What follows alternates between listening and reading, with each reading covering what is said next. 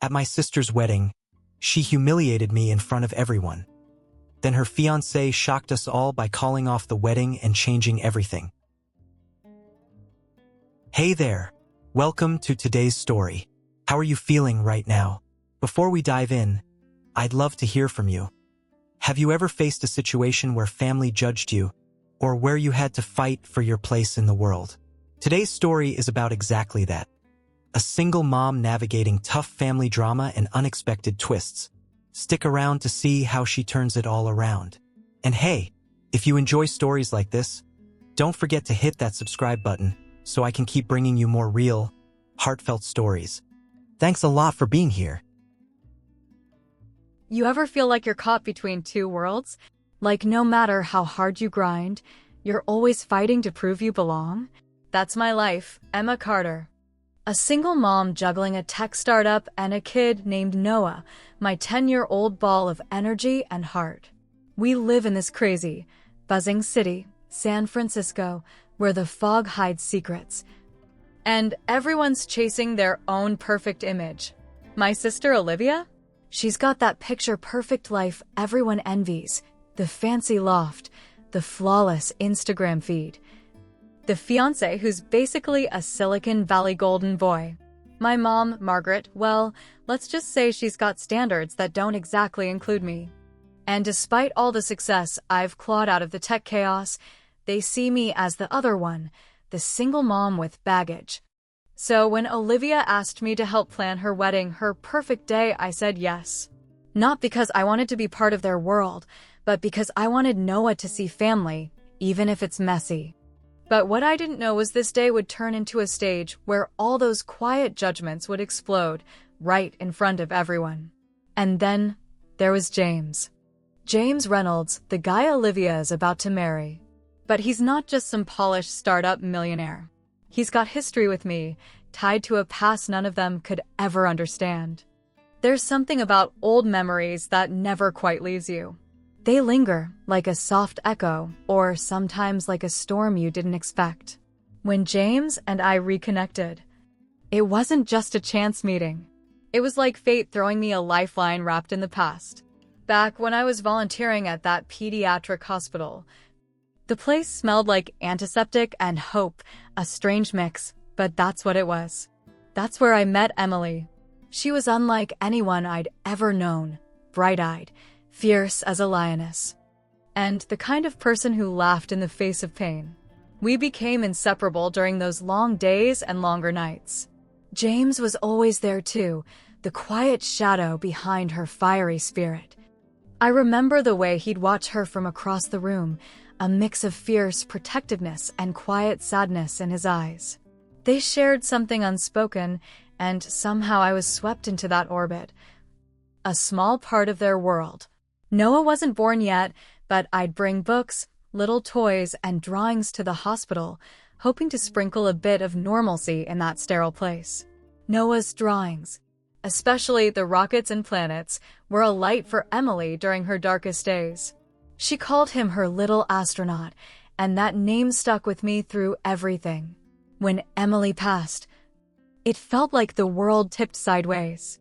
The hospital was emptier, and so was my heart. James and I lost touch. Life got messy, complicated. But when Olivia's wedding started eating up my time and energy, James popped back into my life like a ghost from the past with a purpose. He wasn't just Olivia's fiancé anymore. He was the man who remembered me when I felt invisible to my own family. He remembered Noah when he was just a scribble in a notebook. One night, late at Margaret's place, after a long day sorting flower arrangements and guest lists, James appeared with 2 steaming cups of coffee. "Thought you could use this," he said, handing me one. His presence was calm but charged with something unspoken. I told him about my worries, the way Olivia's family treated me, how Margaret barely concealed her disappointment, and the exhaustion that came from carrying so much on my own. James listened like it mattered, really mattered. "You're doing more than you realize, Emma," he said softly. "You're holding pieces of this family together even when they don't see it." That night, we talked about Emily, how her laughter was sunlight, how she fought with a strength we could only hope to understand. He told me stories I never knew, things about her I'd never heard. And I realized, maybe this wasn't just a coincidence. Maybe reconnecting with James was a chance to rewrite parts of my story.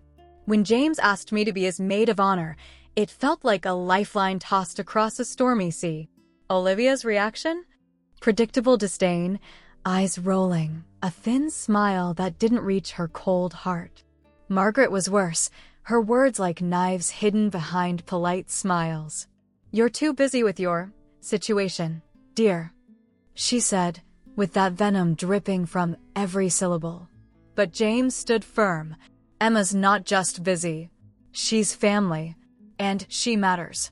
Those words were like fire and ice all at once. They gave me strength, but also set the stage for a storm I wasn't sure I was ready to face. The morning of the wedding, the city was alive with the hum of anticipation and nerves. Olivia's loft, where the ceremony and reception were held, was a stunning space of glass walls, soaring ceilings, and minimalist art that screamed wealth and status. Everything was perfect, carefully curated to impress. I stood in the corner of the bridal suite, smoothing out the hem of my simple blue dress, feeling the weight of every gaze that skimmed over me like I was an unwelcome shadow. Noah clutched my hand, his small fingers gripping tight, steadying me when I felt the world tilt. Olivia was the epitome of polished grace, her smile precise, her laugh rehearsed. She barely glanced my way, as if I was a forgotten background figure in the grand play she was starring in. Then came the moment I dreaded. Olivia took the microphone, her voice clear and dripping with saccharine sweetness as she addressed the guests. "I want to thank my maid of honor, my sister, Emma." A single mom raising a kid alone. So brave, right? To keep going when no one's ever really loved her. The words hung in the air, sharp and cutting. A few guests chuckled awkwardly. Others shifted uncomfortably. I felt Noah's hand tremble in mine. And for those interested, Olivia added with a smirk, "She's still on the market." The room burst into a cruel laughter. I wanted to disappear. Margaret sat nearby, her lips pressed into a thin, approving line, eyes glinting with satisfaction at the spectacle. It was a performance. A show to remind me and everyone else that I was less invisible, a punchline. But Noah looked up at me, his green eyes steady despite the sting. He squeezed my hand, silently telling me to hold on. I swallowed my pride and took a deep breath, because sometimes, in the face of cruelty, the only choice you have is to stand tall. I forced a smile and continued holding my bouquet, my heart pounding like a drumbeat of defiance. The night stretched long with clinking glasses and whispers. Olivia's speeches continued, each one a reminder of the walls built between us. But beneath the polished facade, I saw the cracks.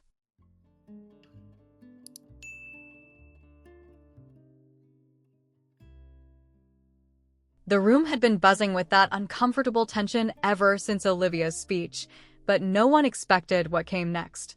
James stood slowly from his seat at the head table.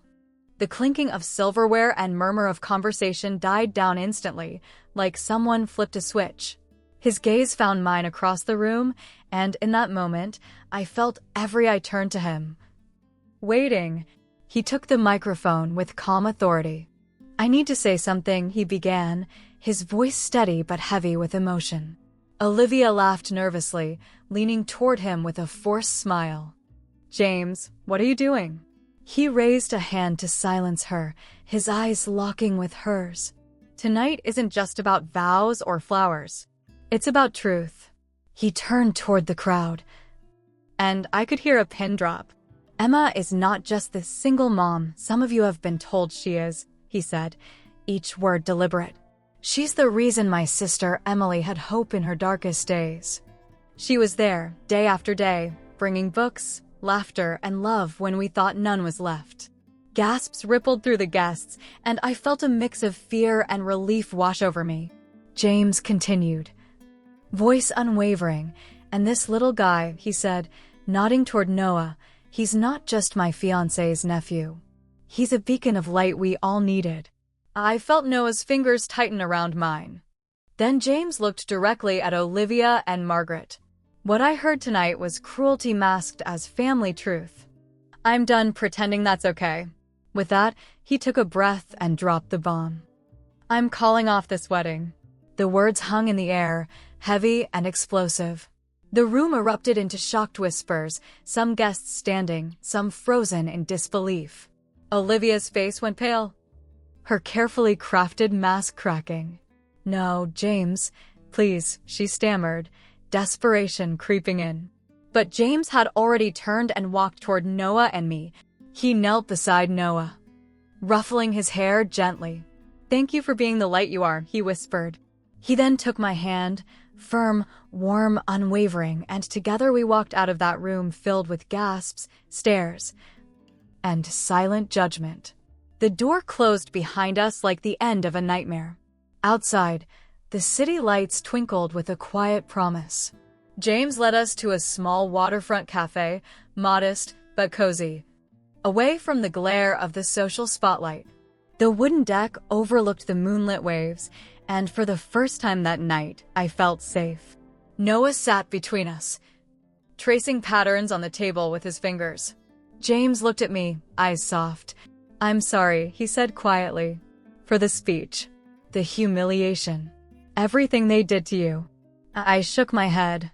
"You don't have to apologize for their choices. You stood up for me. That's more than I ever hoped for." He smiled, but his eyes were serious. "I owe you the truth. Why I was with Olivia. Why I let it get this far." He told me about how after Emily died, he was lost in darkness. Olivia was his escape, loud, vibrant, everything he wasn't. But she never asked about Emily, never cared about what truly mattered. The way she talked about you, it was like you didn't even exist. I listened, heart aching.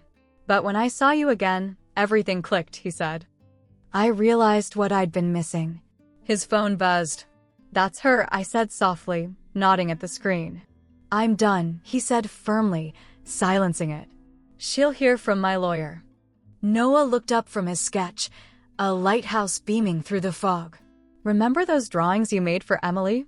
James asked. Noah blinked. "The ones for the lady in the hospital?" James smiled. "That was my sister. She kept them by her bed. You made her happy." Noah's face lit up, and in that moment, the past and present merged into something beautiful.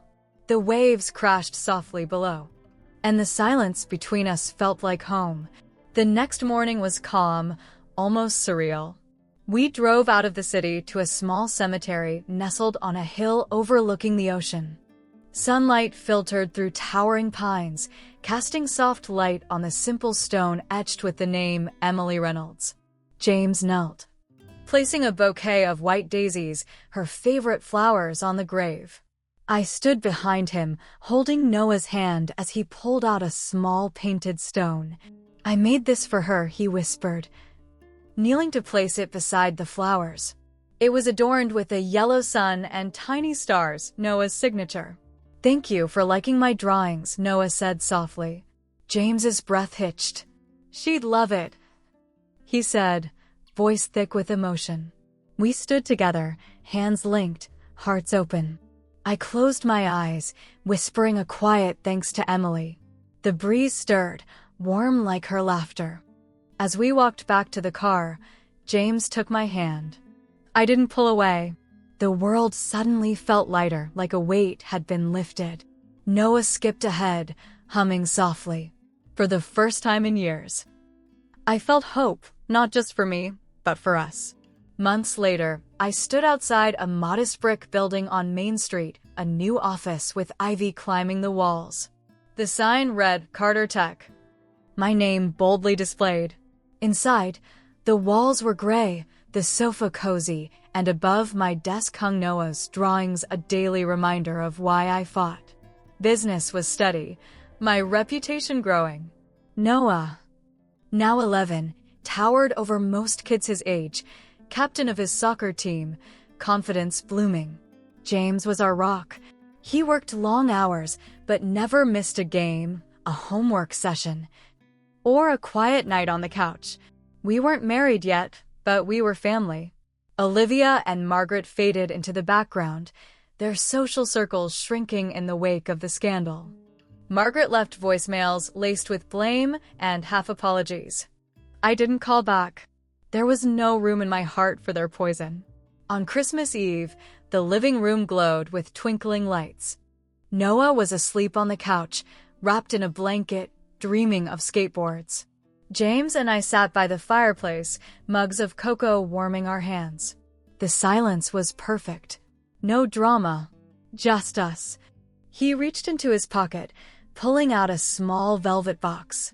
"I've been waiting for this," he said softly. My heart skipped a beat.